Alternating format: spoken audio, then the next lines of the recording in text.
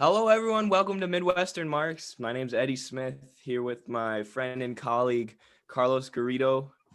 We've been asked quite a few times, especially on our TikTok, to do some sort of podcast. So that's what we're experimenting with here, experimenting with the format.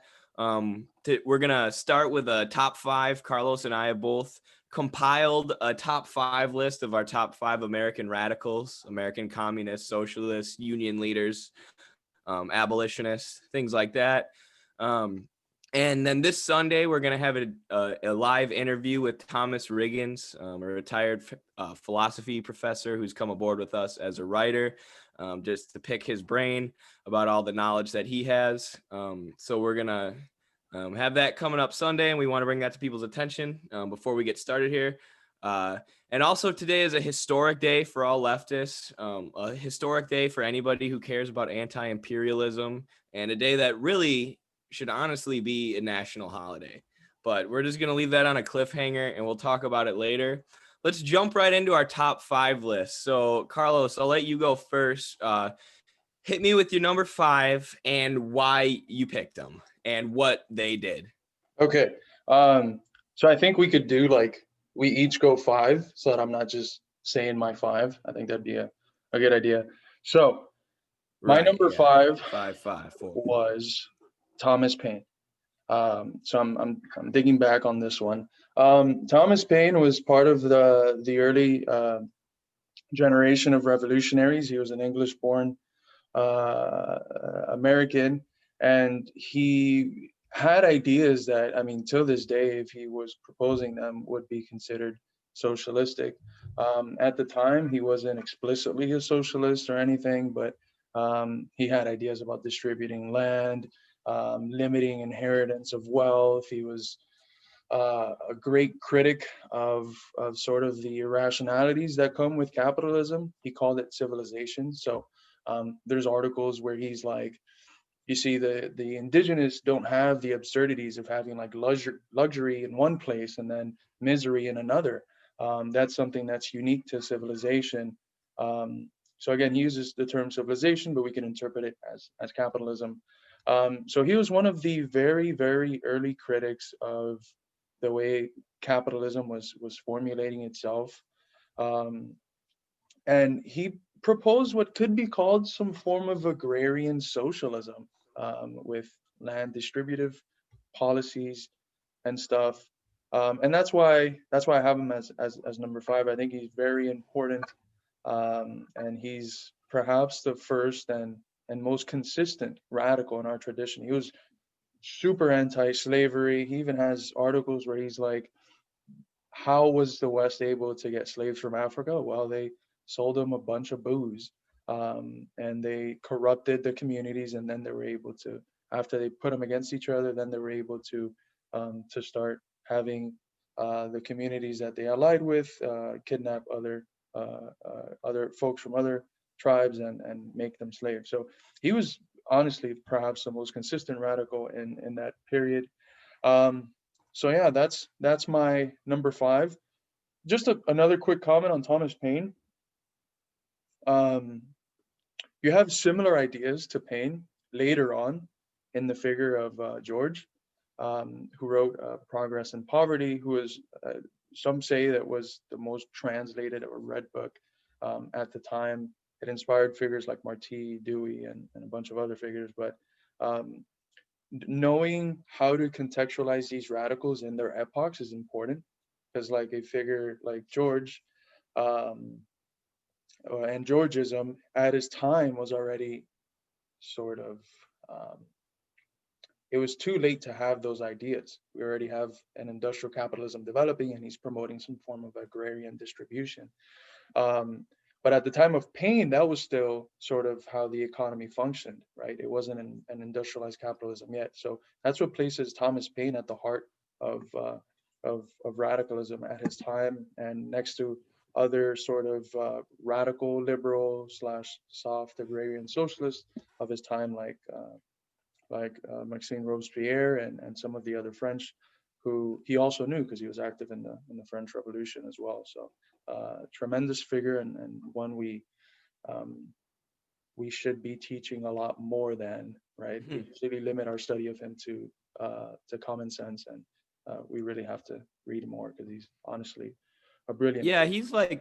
he's one, and I'm sure this will be a theme with all of ours. It's like maybe you're taught about Thomas Paine in history class, but you're 100% not taught the radical history, which is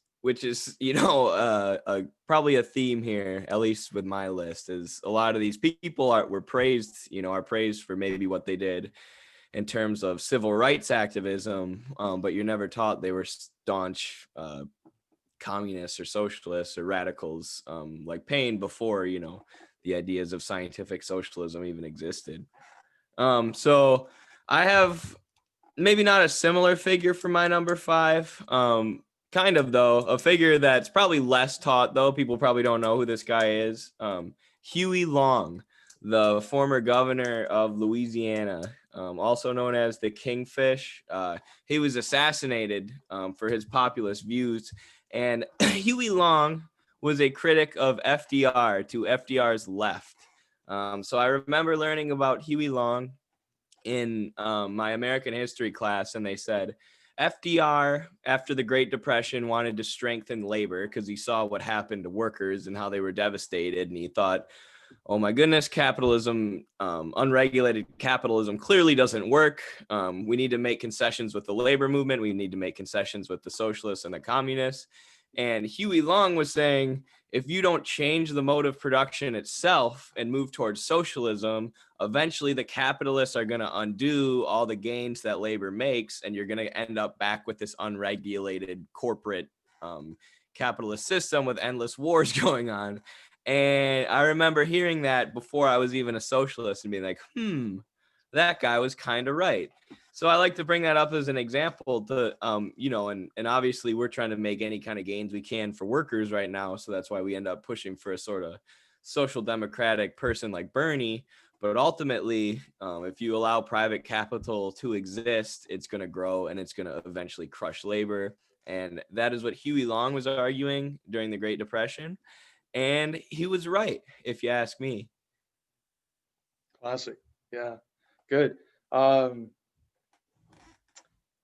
so my number four, again, I don't think many people would know who this is, but Orestes Bronson. He comes from the tradition of the left transcendentalist, and he's a labor radical. He's inspired by Jacksonian principles of democracy. He's what's considered a Jacksonian radical Democrat. And the thing about him is that he has a sort of radicalization that's kind of a roller coaster. So he literally like takes a big old dip at the end of his life, falls into Catholicism, and becomes like the most reactionary person ever, which is like usual of people that fall away from a certain belief and end up being the most extremist against the beliefs that they were, right? Holding the most resentment. Um, Ressentiment, if we Shaler, whatever. But yeah, so Bronson's ideas were quite interesting. So the following ideas I'm going to say from him were like at the height of his radicalism. He was a staunch critic of wage slavery. He was one of those that felt that the first revolution was not enough. There needed to be a second revolution because you still have tyranny and privilege. It's just in the factory. It's not just political privilege of the aristocracies and stuff. So he promoted something like a cooperative society that worked more so in terms of regions instead of like national sorts of nationalization of industry and stuff like that. But um, he had at one point, he was an abolitionist at heart, but he tactically thought that the northern labor should side with the southern plantation owners because the southern plantation owners are seen as the key sort of enemy of the northern industrialist. So it was sort of a reactionary position, and um, And you know, it's funny, like for the people that call Marxism like class reductionism, if they were in that position and you were to tell them like, what would be the Marxist position here? They'd be like, oh no, it'd be class reductionist, it'd be this, and what they'd be pointing at would be like sort of the Bronson position, which is funny because Marx takes a completely different position. But yeah, he was a critic of abolitionists, but he felt that that you had to liberate also chattel slavery, just that wage slavery and its liberation should come first. Um, like I said, he ends up falling into this horrible um, conservatism, but at the height, his ideas were perhaps the most radical we had at the time, because it was a form of socialism that was no longer looking to escape society, but it was looking to confront the class struggles present. Um, Even though he made many mistakes and divided the struggle of African liberation and Black liberation from the labor struggle, he's still one of those that we should bring back and read his work and be fluent in who he was, because he sets up a tradition for labor radicalism in the U.S. That's very interesting, and I think that we have quite a bit to learn from. I'm trying to keep Cool. these short, but it's hard to not go on there. Yeah. But yeah, I know it's hopeless to ask you like, hey, let's keep it short. It was worth a shot. Let's go. My number 4, I cheated. I did 2 of them. I did Malcolm X and Angela Davis because they're 2 folks who were civil rights activists, and their kind of socialist leanings are hidden from us. Especially Malcolm X is a really prominent figure when you're taught American history, but you're taught he was solely a civil rights activist, and he was clearly a socialist, as was Martin Luther King. But the reason I pick Angela Davis and Malcolm X is because they were like tanky socialists. Like Martin Luther King would talk about redistribution of wealth and like universal basic income, which is great. But Angela Davis and Malcolm X, weren't they meeting with like they had like at least critical support for the DPRK, and they were pushing for really radical things. And you know, the Black Panther Party and the civil rights movement and the actual radicals attached to the civil rights movement is one of the strongest movements that's ever existed, or and strongest parties that's ever existed within the United States. So yeah, we got the chance to teach Black labor history for what was it, Black History Month at our college. So we really got to read up on them and their views on economics and the plight of the Black community in America. And it was really enlightening. And Angela Davis gets a lot of flack today. People call her a lib. It's like, at the time she was doing her thing in her youth, she faced down the U.S. government. You know, they tried to take her to court, and she like went and like talked her way out of it. Basically, just like stood up for herself. And then Malcolm X was, of course, killed, which is also a theme with a lot of American radicals. They're either canceled or they're murdered, and these days the left cancels a lot of their best thinkers just for the heck of it. So kind of went on a tangent there, but there you go. There's my number 4, Malcolm X and Angela Davis. Some goats. just to one of the things that's funny with Malcolm X is that many consider him like this weird deviation of like the Black liberation movement, and many people think that like the norm was like the MLK sort of Black politics, but that wasn't the case. The history of like Black American liberation movements is as militant and holds similar positions to Malcolm X. So if we're looking at the lineage of the tradition, Malcolm X stands there better than perhaps MLK would. Um, yeah, and then that's another excellent figure. So my number 3, who's another giant in this tradition, is W.E.B. Du Bois. So we're taught, and it's generally accepted that those who win write the history. There's one exception, and the exception is the South after the Civil War. It continued to have a hegemony on how things were told, and it continued to promote a narrative that slavery wasn't that bad, that the slaves were considered as family and stuff.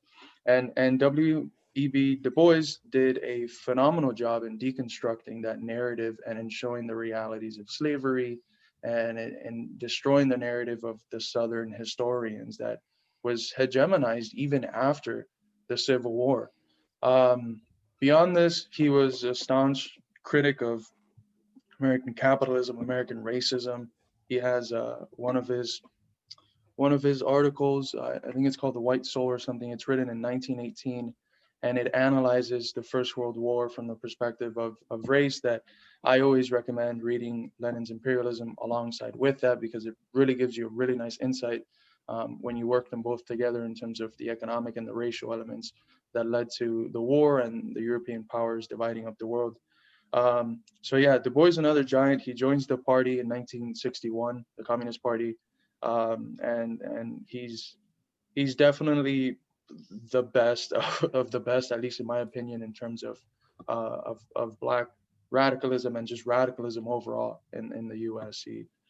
Um, yeah, Nice. Continuing with the theme of Black radicals, my number 3 is Fred Hampton. Just as a young guy, hearing Hampton's story on Rev Left Radio, which is a podcast we both love, they had to stop taking applications to the Black Panther Party when Hampton was recruiting for them, because they didn't have enough work for people to do. There were too many people who were applying to help out. And he was 20 years old. And if you listen to his speeches, it makes sense. You know, he was just a powerful speaker. And to get so much attention and to scare the CIA and the FBI and the Chicago police so much that they kill you at the age of 20 just by sheer, they didn't even try and hide it. They riddled him with bullets. There were 150 bullets in his room. And this is someone who started the breakfast program, where the Black Panthers would bring breakfast to impoverished neighborhoods and feed the kids and then educate them and read to them.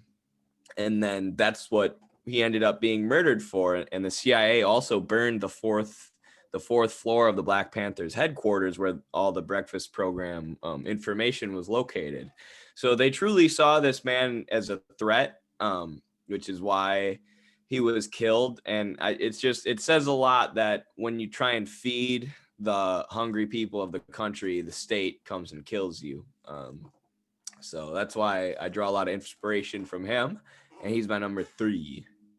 yeah, he did what like the U.S. left has been traditionally bad at, which is like being able to combine nicely the struggles of like identity and class. The sort of rainbow coalition that he did with the Young Lords, and I forgot what the white organization was tremendous. And that's something that we see, that when you're able to mix in together the struggles from Black liberation with class struggles, that's when the FBI just fucking goes nuts, right? When Malcolm starts talking about class, boom. Right. When MLK starts talking about class and against the war, boom. So yeah, another great figure. My number 2, I'm not even sure if he should be on the list just because of his nationality, but it's Joseph Wademeyer, or Wademeyer, if you want to say it in German. He was one of the 48ers, so 1848, the European revolutions that were popping off, the reason why Marx and Engels write the manifesto. He was an active participant, an active soldier at the time. He started as a true socialist, which is sort of this radical enlightenment sort of branch in Germany. He ends up being friends with Marx and Engels through their activity in the new Rheinische Zeitung, which is a newspaper that they were editors for. And he becomes a Marxist. And when he leaves, I think in the early 50s, it's Engels and Marx that push him to come to New York, because there was a strong immigrant presence here. And he comes to New York, doesn't like it at first, and then falls in love with it. He falls in love with American affairs, with the American culture. And that was actually kind of strange with a lot of the 48er radicals that came to the US, they still had interest in going back to Germany and having a revolution. Very few of them actually took the interest of the American struggle as their own, right? And Wademeyer was definitely one of those that was able to do that, and he fought in the Civil War with other figures like August Willich and a bunch of other 48ers. So he's a real American hero. He was I'm pretty sure the first one to bring Marxism over to the U.S. Um, so yeah, I think he's huge for our tradition that specifically has a Marxist analysis to it, even though we're based on the American tradition of radicalism. Um, yeah, I have him in there. I don't even know if he could fit, just because he basically grew up in Germany and came when he was already an adult. Um, but yeah, he's an American hero. He fought in the Civil War, um, and yeah. Very cool. Yeah, I didn't know that much about him, so it's interesting to learn about. I had a feeling you would pick more 19th century, and I would do more 20th century, which so far I've been right. And continuing with that, my number 2 is William Z. Foster. So I've been studying up on the history of CPUSA a lot, and like I said, we've done a lot of research on the Black Panther Party, and those are the real two parties as far as communist parties in America who had a real influence. And William Z. Foster was the leader of the CPUSA from 1945 to the, I think, earlier mid 1950s. But as we covered, and as our friend Alex, the trade unionist, pointed out, 1945 and on was the biggest time, or the greatest amount of strikes in American history, where all these productive industries were going on strike. And William Z. Foster was the leader of the CPUSA at that time, encouraging these strikes. That was the biggest point for labor in U.S. history. You know, it had been building with FDR as president after the Great Depression. But then after the war ended, people were worried that all these jobs were going to go away. And you saw all these strikes, which, of course, you know, as Marxists, the real power and the real story there is the workers, you know, which the workers who went on strike and who organized themselves in those unions are the real number 2. But William Z. Foster at that time was head of CPUSA, arguing for these things, running for president too, I believe. And he ran with, I believe he ran with person of color as his VP, which he was like one of the first to do that, of course, you know, in the 40s, at a time when basically if you had a person of color as your VP, you were probably disqualified, or not like legally disqualified, but people just weren't going to vote for you. But, you know, he had the courage to say, this is what's right, and this is what I'm going to do. So, yep, that's my number 2. Yeah, and that's the tradition of CPUSA. Like, even the Socialist Party, they were segregated at the beginning of the 20th century, and CPUSA comes along and says no. They do base the Marxist-Leninist position and include the Black liberation struggle within it better than any other organization that we've had, to be honest. But yeah, excellent figure. So my number 1. That was bad. Can't be a drummer. My number 1 is De Leon, Dania De Leon. He was born in Curacao, and he spends quite a few years in Europe, traveling all over, really. He gets to the US, to New York, I believe, when he's 20, either 20 to 22. We don't know. It was a span of like 2 years that he could have gotten here. But he learns like 7 languages, which is insane. He gets his law degree at Columbia and teaches for a while, and then ends up getting a lecturer position at Columbia. And through that time, he was like an academic radical. He was a follower of the sort of Georgian ideas that I was mentioning at first. Eventually, he encounters Marxism and starts to become more actively militant. He, so he, I consider him the first American Marxist, the first person that spends the most of his life in America who is actively a Marxist. Although before you have Frederick Sorge as well, but the most influential one is De Leon, and of course he was active and president of the Socialist Labor Party, um, and he was one of the founders of the IWW.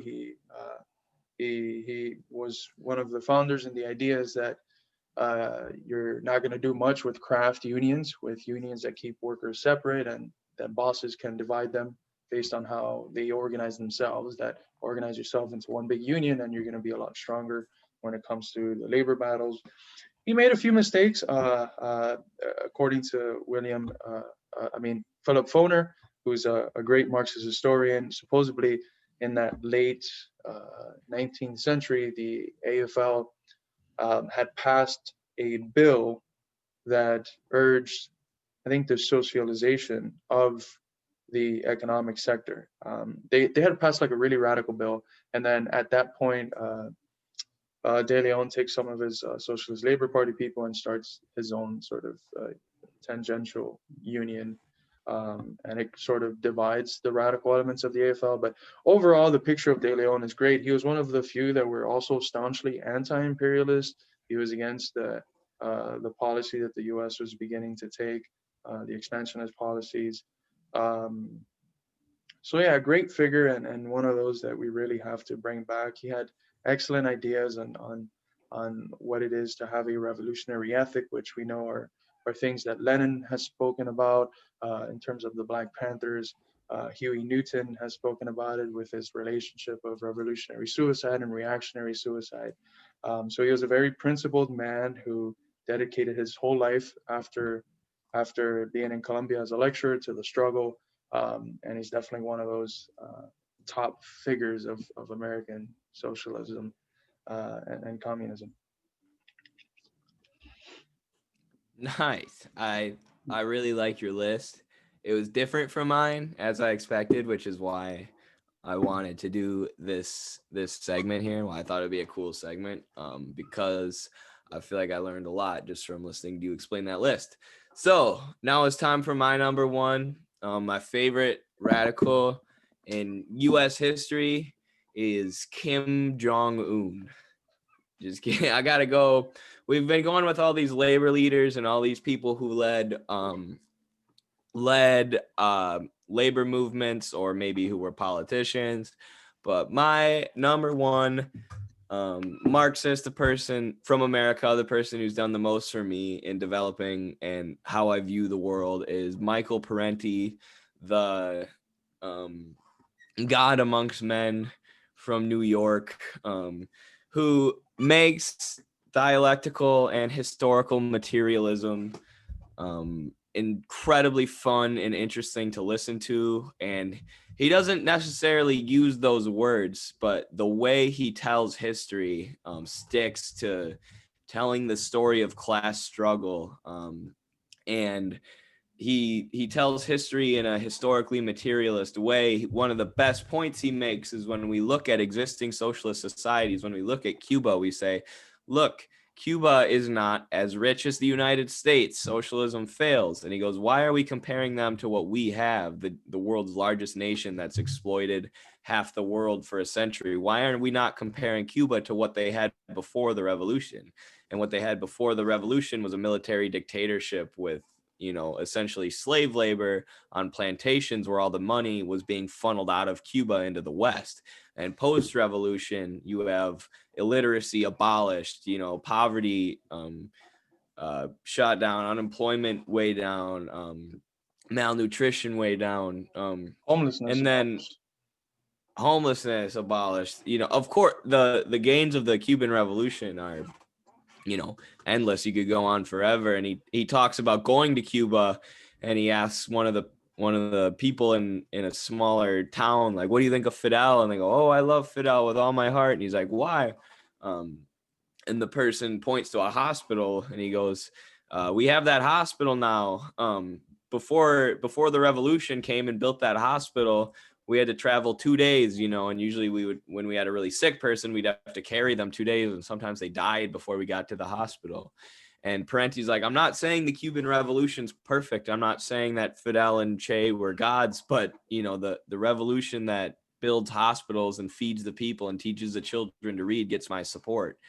And it's like, that's the best way to view it. It's people are always like, do you have critical support for so and so? It's like, well, all support is critical support because this is real life, and there's never been a single human being in the history of human existence who's been perfect. And that's how Parente analyzes the world, and it's, for me, it's made analyzing geopolitics so simple. Like, you don't have to defend countries who support your ideology tooth and nail and be like, everything ever that's said wrong about Cuba is a lie. It's probably not. There's probably a little bit of truth in it, but what you stick to supporting is building those hospitals and ending illiteracy and kicking out the imperialist puppet dictatorship. So that's why Parente's my favorite.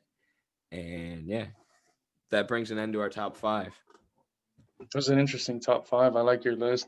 It was eclectic, very eclectic between both of us. If I do the list in like 6 months, it'd probably be a lot different, just because of the nature of where I'm focusing my research in now. It's been 19th century, so that you could probably see that reflected in my list. But yeah, Parente was super influential for me as well. Remember reading History as Mystery and just being like, holy shit, history is like one big lie, and it's all manipulation and manipulation and manipulation. And yeah, he does bring that Marxist framework in such a common man way, where he explains it without like super technical terminology, and in a way in which everyone can understand, and he makes it accessible for everyone. And I think that's quite valuable. But Parente is a beautiful segue into our next topic, which is Venezuela, the elections, and I think we'll probably talk about the anti-blockade law.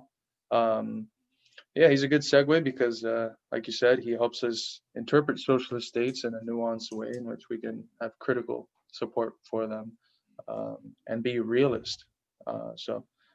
Yeah, do you want to talk about the Venezuelan elections, Eddie? Yeah. So we've been covering Venezuela. Like you said, Parente's a good segue, and the way I try and cover Venezuela is kind of in the style of Parente, explaining how their economy got where they are, where they're so oil dependent, and what the history of U.S. intervention has been against Venezuela, and even what the history of U.S. propaganda has been against Venezuela. And the history of U.S. propaganda has been to call the Venezuelan elections fraudulent with little to no evidence. So seeing the Venezuelan elections, which in 2012, former U.S. President Jimmy Carter called the most highly monitored elections in the world. Venezuela had their elections, and the OAS and the United States shortly after claimed that they were fraudulent. So a month before this, I covered it on TikTok and our YouTube. Venezuela invited the UN and the EU to come observe the elections. They said, all right, every year you say they're fraudulent, come observe. And this is not new. Venezuela has invited the UN and the EU for the last, I don't know exactly how many elections, but for sure the last 2 before this one. And both times the UN and the EU decline, and then the elections happen and they say fraudulent. And of course, how do you know they're fraudulent if you don't go? So this is what I said in my video. I said they're going to say they're not going to go, and then they'll say they're fraudulent. And that's exactly what happened. So there's all sorts of information you can find online about the Venezuelan elections. They were actually really interesting. There was low voter turnout. The opposition party boycotted. Well, there was a moderate wing of the opposition party that didn't boycott, and then the wing of the opposition that still stands behind Guaido, the kind of most far right, way out there, pro-U.S. sect of the opposition party, boycotted the elections. And then there was just low turnout overall. A lot of votes for the Communist Party, quite a few votes for the Popular Revolutionary Alternative, who are critical of the new anti-blockade law, which is the other thing we want to talk about. So the Chavistas, as they're called, a lot of communists and old school radicals in Venezuela are disappointed with the PSUV, which is the Socialist Party, PSUV, and Maduro and their inability to combat U.S. sanctions. And so Maduro came out and did this new law, or passed this new bill through Congress called the Anti-Blockade Law. And the criticism of it from a lot of the old school radicals in Venezuela is that it's a shift towards neoliberalism. So it's a plan to increase privatization in certain areas in order to allow Venezuela to breathe a little bit economically and get around the U.S. blockade. Obviously, the U.S. has 155 sanctions on Venezuela, mostly targeting oil, which basically the whole Venezuelan economy is tied to, based on their history, which is one where they're oil rich, and British petroleum and Dutch Shell were sucking oil out of Venezuela for years. So their economy became entirely dependent on oil. It's just a brief history there. So now with this anti-blockade law, Carlos and I have been having the discussion of, is this a drift towards neoliberalism, or is this an attempt for Venezuela to feed their people that from a pragmatic point of view, we should support? So one of the first things that's happened now is, I can't remember the name of the business. You actually knew more about what exactly the industry was, but Venezuela's privatized something related to the production of farm equipment, which you would think is one they would keep what's it called? Spanish is called agropecuarias. So it's just basically part of the agricultural, the part of agriculture that manufactures the equipment to actually be able to do agricultural work. That's part of one of the things that they're going to be privatizing now. But yeah, it's an interesting question, because I think that we both shared the view when it happened that this was an anti-Chavista move, that this was a move that folded, and that was moving towards neoliberalism. And I myself, I remember thinking, no, I think the problems of Venezuela stem obviously from the blockade, but if Venezuela was able to do more and to nationalize more, then that's what the people want, first of all, but that's what would help them out more. But I have come to, I think, take a more an approach that thinks with I don't know how to say it, with a better, having a little bit more faith in peace of, and in the attempts that they're making to honestly provide for the material conditions of Venezuelans.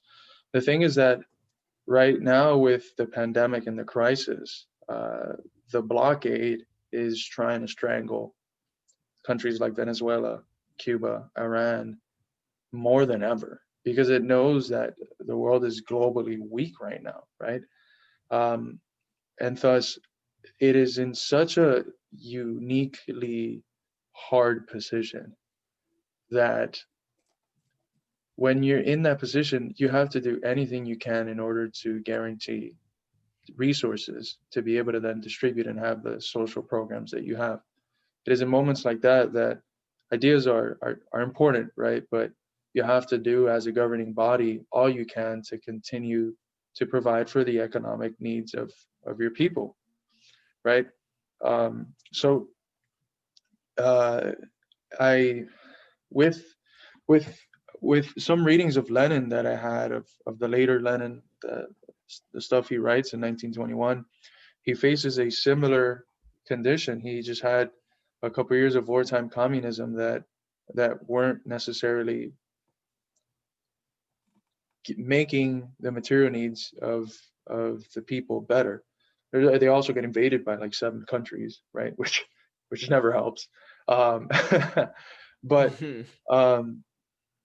he came to this conclusion that there's going to have to be concessions as long as there's global capital, right? Because you can't feed people off of ideals. You have to concretely feed people, and as long as you have a revolutionary or worker party in power, that you're fine. It's going to be a risky move, privatizing and opening up, but it's strategies that you have to try and see how they work, right? And in the condition that Venezuela's in, where like not too long ago they were trying to trade with Iran, and the U.S. intercepted one of the cargo ships. It's like, how do you do anything like that? Stole the oil. They Just literally took it. fucking stole a ship filled with oil, which is, it's literal theft. Like, you can't call it anything else, right? When you're in that situation, like, what the hell else can you do? I don't think the privatizing move is not one that's done for its own sake.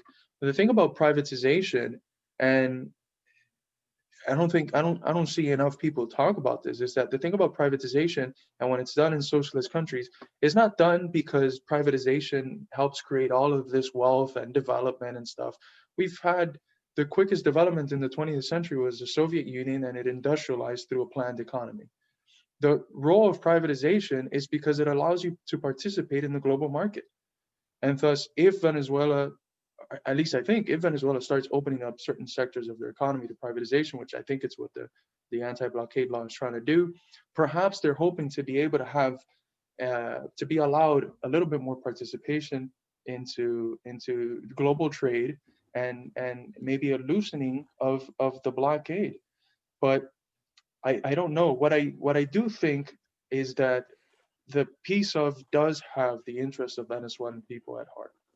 Um, so I don't think that they're doing that move as as a step towards neoliberalism, but it might be a sidestep, a concession that they think is necessary in order to maintain some of the other important social programs and the fundings for those that are what really affects the material life of everyday Venezuelans. But it's a complicated issue. I mean, I don't know where do you stand? Yeah, I like you. um and there's a lot of accusations of corruption against peace of, but I don't think what's happened here is Maduro and all the leaders at peace of have all of a sudden said, hey, we're going to become puppets of private capital. I think, like you said, their intention with the bill is to feed Venezuelans, because that's always been Maduro's intention. Like, the perception of Maduro in the West is so which is really hard to get a grasp on who he is because of the propaganda. Even if you're a leftist, you kind of have this view of him as this dictator, and a piece of is just this party that he rules over. But piece of is large and it's got a lot of people behind it. And then Maduro is a former bus driver who has, like we criticized him for, has kind of failed to um, get around the U.S. blockade in the same way that Hugo Chavez did. But he's not like some tyrannical madman who's just sitting, in the lap of luxury. Like, I mean, obviously he lives better than the average Venezuelan, right? He's the president, and it's a really poor country, so the people are poor, and he's kind of rich. But the moves he's made for Venezuela have never been with the intentions of explicitly hurting people or making them poorer. Obviously, he wants to make them richer, and obviously the way to do that is to get around the U.S. blockade. So I agree that those are his intentions, and now what you do is you just hope for the best, continue to criticize and call out U.S. imperialism to try and get the blockade to open up, see if you can get Biden to move on that, which good luck, probably not, but whatever. And then we'll just keep following the bill, and for us, as a website that reports the news in the West, where not many people talk about Venezuela, we'll continue to cover it and continue to share that with an audience who probably has read nothing but propaganda about Venezuela their entire life. So yeah, I guess that's where I stand on it. Continue to follow it and just hope for the best, like root for them. It's crazy how many leftists in the West I feel like are rooting against Venezuela. Like, they've had all these arguments where they're like, oh, I don't like Maduro, so now they're hoping for it to fail. It's like, why are you hoping for socialism to fail? What kind of socialist are you? It's Yeah, pathetic. and that's one of those things where, like, the piece of I mean, not the piece of the PCV, which in English translates to something different, but the Communist Party of Venezuela, and their unification with the other like popular progressive forces. It's like I continue to ask myself, like, is that like an ultra position that they're taking? Um, and I don't know. It's another thing is that we're limited because we are here, right? We're not in Venezuela either, so we're not able to do like this the same sort of work that we would be able to do here, right? The same sort of investigative work, even though we are getting sources from there, right? But it's such a hard position. But yeah, I one of the funny things that I like, obviously, I think we agree that whatever the case is not like Maduro opening up the economy to private capital so that he can get richer with his family, which is like what the Gusanos in Miami are saying, right? It's funny because the other day they shared a picture of Maduro's kid with like some designer shoes, and they're like, "Oh my God, look, these shoes are like $2,000, and this is the salary of a Venezuelan in like 10 years or some dumb shit."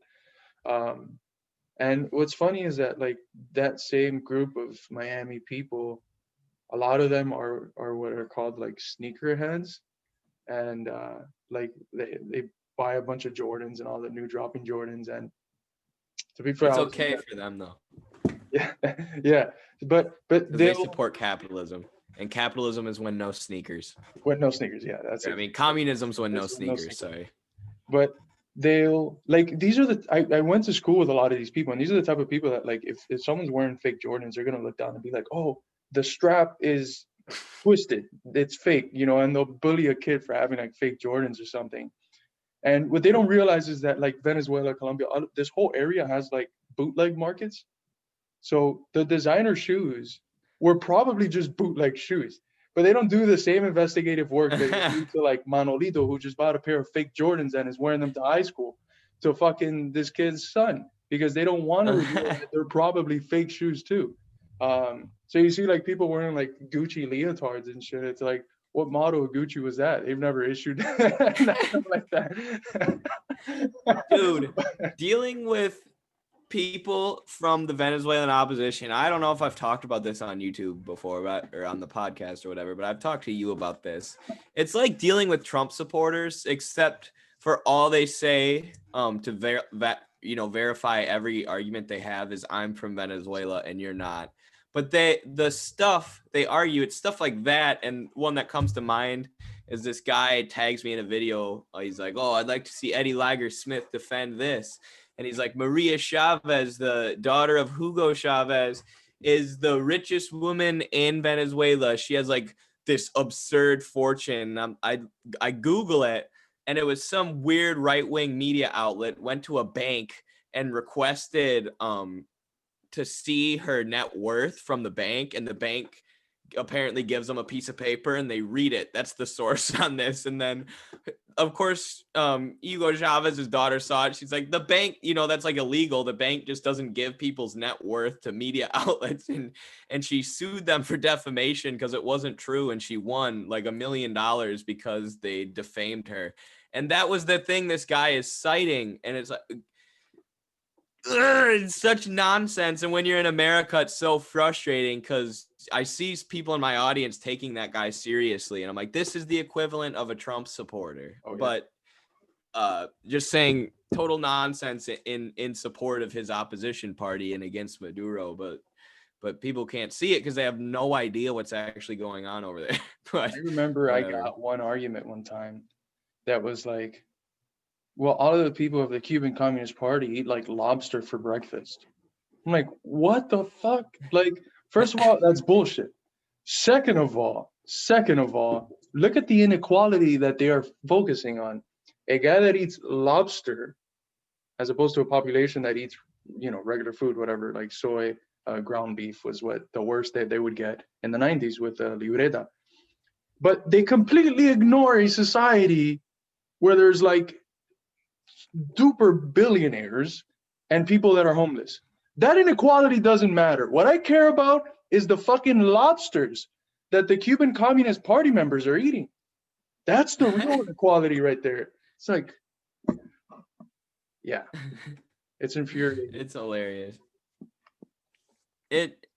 Yeah, definitely definitely have enjoyed meeting the far right sectors from all over the world as a part of, as a part of growing this website here, meeting the Venezuelan opposition people, Hindu nationalists, Israeli Zionists, lots of fun people with a lot of great opinions and a lot of opinions on me and Carlos.